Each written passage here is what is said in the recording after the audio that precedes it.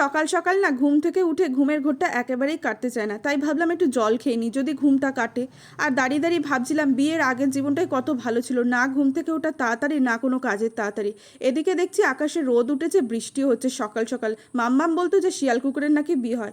রান্নাঘরটা আগের দিন রাত্রির বেলা এইভাবে না প্রত্যেক দিন আমি পরিষ্কার করে তারপর শুই, বাসন থেকে শুরু করে সব কিছু, নয়তো সকালবেলা তো আমি তাড়াতাড়ি করতে পারবো না।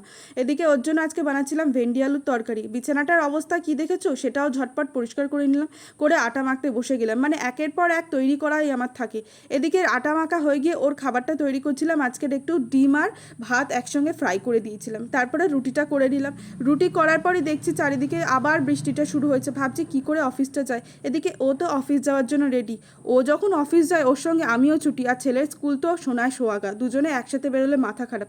যদিও বা ছেলে আজকে স্কুলে যায়নি, ও টিউশন থেকে ফিরে এসে টিফিনটা গুছিয়ে দিয়ে ও বেরিয়ে গেল, তারপর একটু চুলটা আসলাম। আজকের মতো ভিডিওটা এই পর্যন্ত।